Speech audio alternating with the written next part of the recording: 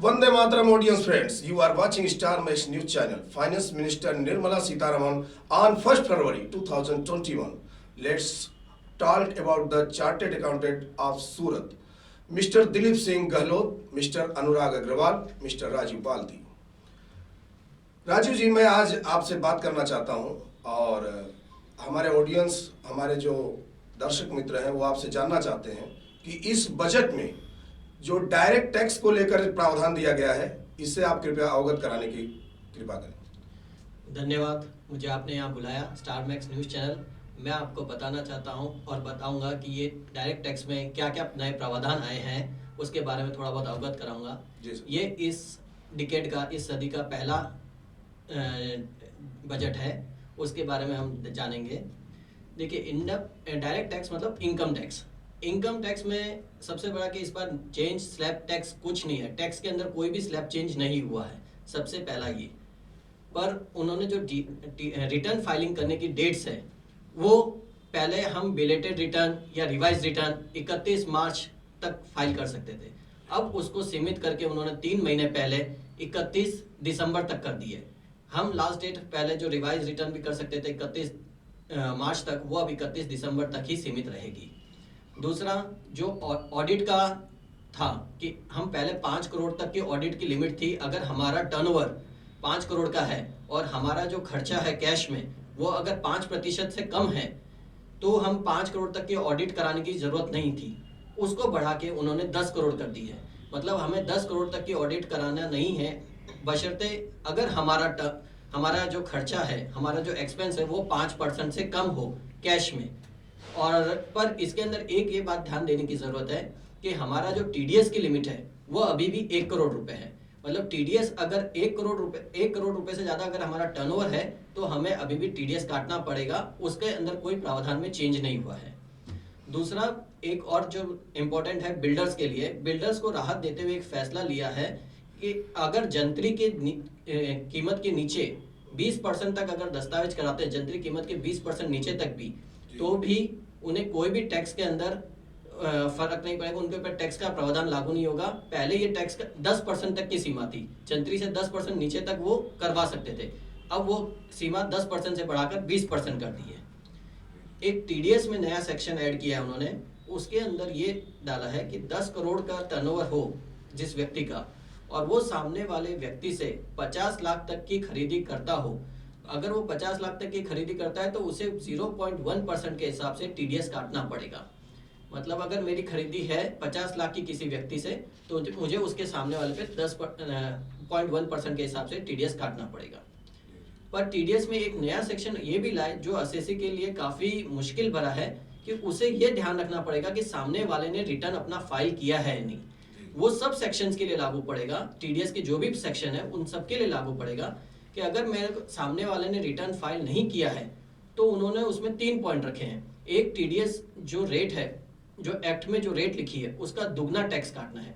दूसरा पॉइंट है टीडीएस का जो एग्जिस्टिंग रेट, अभी अगर कोई भी, जैसे कोविड के हिसाब से आज 25% डिस्काउंट है टीडीएस में, तो जो एग्जिस्टिंग रेट है उसका डबल करना है। या तीसरा पॉइंट 5% टीडीएस, इन तीनों में से जो हायर रेट हो उस हिसाब से टीडीएस काटना है। मतलब ये एसएससी पे एक बोझ है कि उसे ध्यान रखना है कि सामने वाले ने रिटर्न भरा या नहीं भरा है। ये एक बहुत ही हमारे लिए काम बढ़ाने वाला काम हो गया कि हमें सामने वाले का रिटर्न का सब पेपर्स देखने पड़ेंगे। पर एक अच्छी बात उन्होंने अफोर्डेबल हाउसिंग के लिए की है। आज प्रधानमंत्री का सपना है कि सबका घर, अपना घर सबका घर, तो उसके अंदर उन्होंने होम जो अफोर्डेबल घर होते हैं, अफोर्डेबल हाउसिंग होती है, उसमें जो 1.5 लाख रुपए की अतिरिक्त छूट दी है ब्याज पे। अगर हम 31/3/2022 तक अगर घर खरीद लेते हैं अफोर्डेबल हाउसिंग में, तो हमें अगले 1.5 लाख तक की अतिरिक्त छूट मिलेगी। जो 2 लाख की छूट तो मिल ही रही थी, पर उसके अतिरिक्त 1.5 लाख की छूट मिलेगी। और अफोर्डेबल हाउसिंग के जो डेवलपर्स हैं, जो बिल्डर्स हैं, उनको भी 100% डिडक्शन मिला जाएगा। अब जो 31 मार्च 2021 तक का था उसको बढ़ा के 31 मार्च 2022 कर दिया गया है। फिर जो पॉइंट है फेसलेस, गवर्नमेंट डिजिटलाइजेशन पे काफ़ी ध्यान दे रही है। हर चीज़ डिजिटलाइज हो, सब फेसलेस हो, कहीं पे भी करप्शन को रोका जाए, इसके लिए गवर्नमेंट ने फेसलेस पहले असेसमेंट शुरू किया, उसके बाद फेसलेस अपील शुरू करी, अब फेसलेस ट्रिब्यूनल पे भी आ रही है। फेसलेस ट्रिब्यूनल के अंदर वो एक अलग से उसका ढांचा तैयार करेंगे और उसके अंदर जो भी होगा असेसमेंट वो फेसलेस मतलब कि ऑनलाइन किया जाएगा। उसमें हम डायरेक्ट उनसे मिल नहीं पाएंगे जिनसे हम असेसमेंट करवा रहे हैं, जो ट्रिब्यूनल में व्यक्ति हैं उनसे हम जैसे फेसलेस असेसमेंट और फेसलेस अपील्स के तौर पे ये फेसलेस ट्रिब्यूनल चालू होगा। जरूरत पड़ने पर इसमें वीडियो कॉन्फ्रेंसिंग की भी सेवा कर सकते हैं। अगर आपको कुछ समझाना हो जो आप फेसलेस ऑनलाइन नहीं समझा पा रहे हो तो वीडियो कॉन्फ्रेंसिंग के द्वारा आप उनको समझा सकते हैं। फिर एक इम्पोर्टेंट आया है एम्प्लॉयज का कंट्रीब्यूशन, पीएफ, ईएसआई या जो भी हम एम्प्लॉय के तरफ से जो लेते हैं पीएफ, ईएसआई, तो वो हमें उसकी जो एक्ट की ड्यू डेट है, पीएफ की ड्यू डेट या ईएसआई की ड्यू डेट, जो पीएफ ईएसआई के एक्ट में जो ड्यू डेट दी है उसी ड्यू डेट के अंतर्गत हमें उसे जमा कराना पड़ेगा। अगर हम उसके अंतर्गत जमा ना कराएं और उसके बाद में जमा कराएं तो वो हमारा डिसअलाउ हो जाएगा और वो हमारे इनकम में ऐड होगा। ये थोड़े बहुत प्रावधान हैं जो मैंने आपको संक्षिप्त में डायरेक्ट टैक्स के बारे में बताया। दिलीप जी, आप हमें ये बताएं कि इनडायरेक्ट टैक्स जो जीएसटी को लेकर के नया प्रावधान आए हैं, इसके लिए आप क्या कहेंगे? जी, सबसे पहले मैं आपका शुक्रिया करता हूं कि आपने मुझे यहाँ पे इनवाइट किया बजट के बारे में चर्चा करने के लिए। जैसे कि राजू सर ने डायरेक्ट टैक्स के लिए सब कुछ जो बताया वो बहुत ही इंपॉर्टेंट जानकारी थी। इसी तरह से जो इनडायरेक्ट टैक्स के अंदर जो प्रोविजन चेंजेस हुए या जो अमेंडमेंट प्रपोज किए गए उसके बारे में अपने कुछ बताना चाहूँगा। इसमें सेक्शन वाइज यदि अपने थोड़ा देखते हैं तो जो छोटे बड़े बहुत सारे अमेंडमेंट आए, लेकिन जो बड़े अमेंडमेंट हैं जो अपने को डे टू डे ट्रांजेक्शन में इफेक्ट करेंगे उसके बारे में अपना चर्चा करना चाहेंगे। जिसके अंदर सबसे पहले मैं बताना चाहूँगा कि एसएससी के लिए जो वेलकम प्रोविजन है वो ये है कि पहले हमको जीएसटी के अंदर ऑडिट करानी पड़ती थी।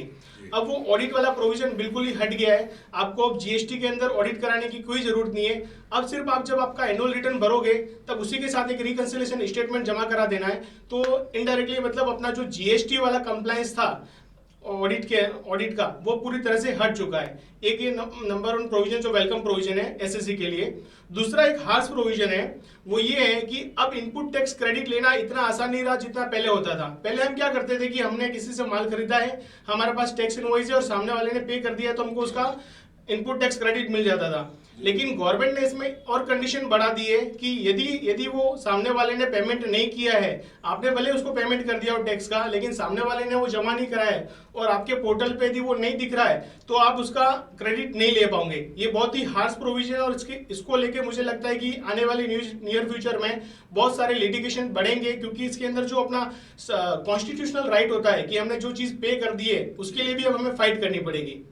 तीसरा इसके अंदर जो आ रहा है, जो एक रिट्रोस्पेक्टिव इफेक्ट से आ रहा है प्रोविजन, वो ये है कि पहले जो क्लब एंड एसोसिएशन होते थे वो अपने मेंबर्स को कोई सर्विस या गुड्स प्रोवाइड करते थे तो वो सप्लाई के डेफिनेशन में आता था या नहीं आता था, वो एक क्वेश्चन मार्क था। वो गवर्नमेंट ने क्लियर कर दिया है कि वो सप्लाई की डेफिनेशन में आएगा और उसके ऊपर टैक्स लगेगा। तो मोटा मोटी प्रोविजन आए जीएसटी के अंदर चेंज हुए, उसके बारे में था। Thank you.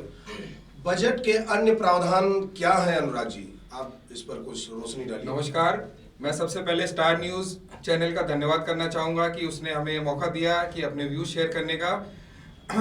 जैसे कि लोग बजट को सिर्फ इनकम टैक्स और जीएसटी के एंगल से ही देखते हैं, लेकिन इनकम टैक्स और जीएसटी के अलावा भी इसमें काफ़ी सारे प्रावधान होते हैं जो आम दिनचर्या को इफेक्ट करते हैं।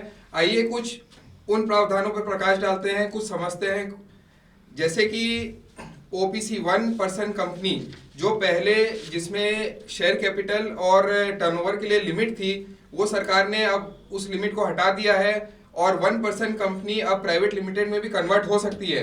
ये बहुत ही वेलकम मूव है गवर्नमेंट की तरफ से। दूसरा, 1% कंपनी में अब एनआरआई जो पर्सन थे वो पहले अगर वो एनआरआई जो थे वो अगर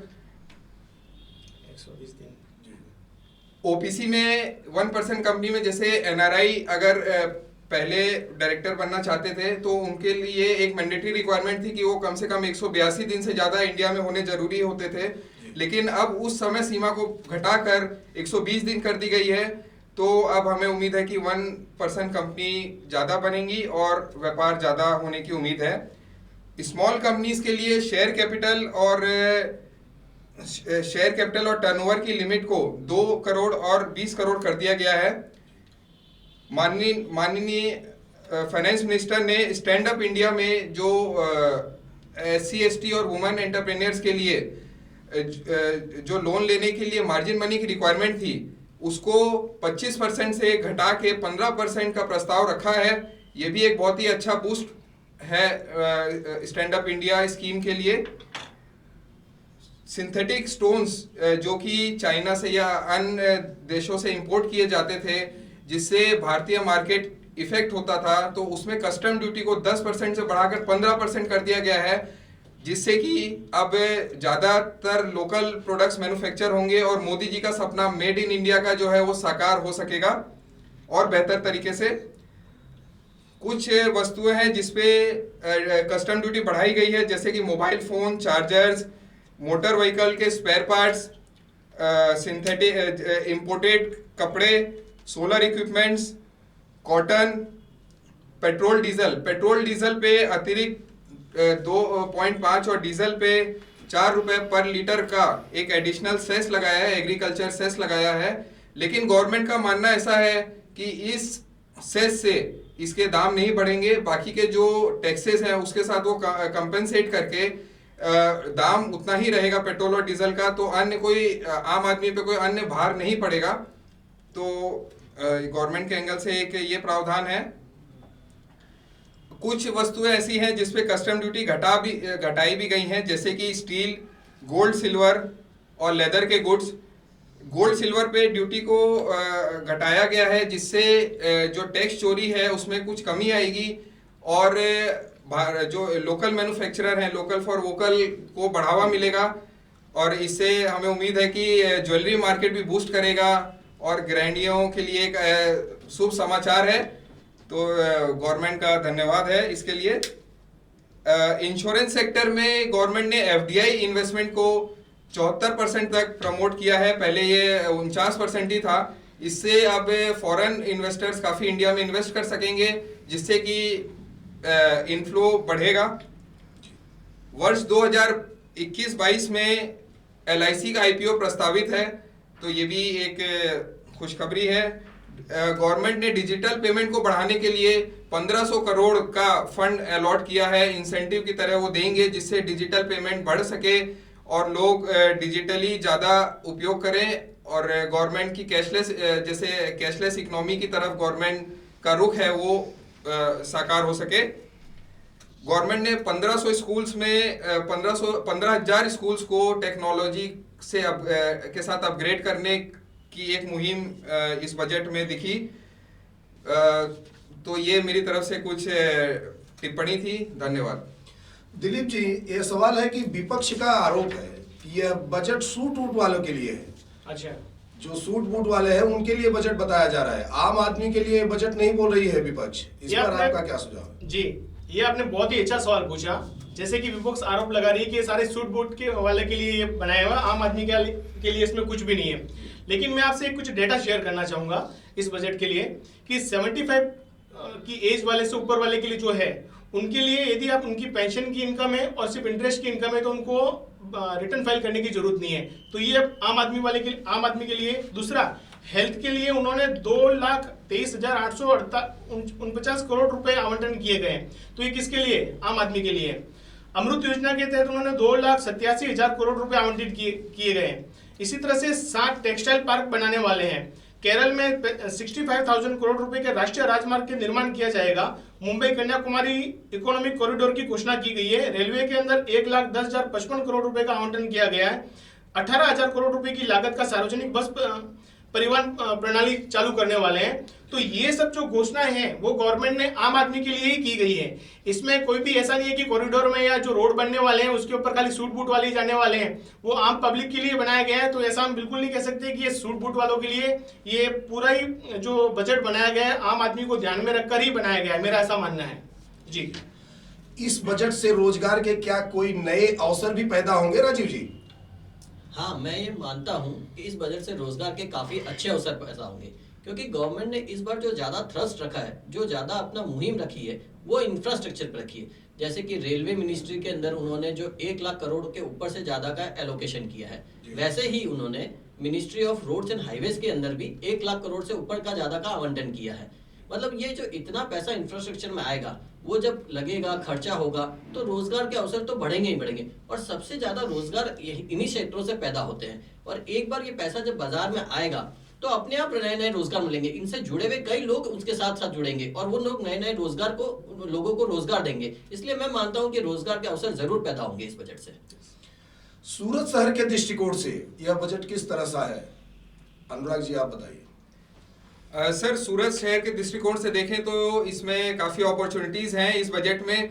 जैसे कि सरकार ने बताया कि 7 टेक्सटाइल पार्क्स इस भारत में आएंगे, तो हमें उम्मीद है कि सूरत एक टेक्सटाइल हब है, तो सूरत में ज़रूर एक टेक्सटाइल पार्क मिलेगा सूरत को। और अगर टेक्सटाइल पार्क सूरत को मिलता है तो बिजनेस के काफ़ी अपॉर्चुनिटीज़ क्रिएट होंगी और साथ में रोजगार की भी अपॉर्चुनिटी क्रिएट होंगी।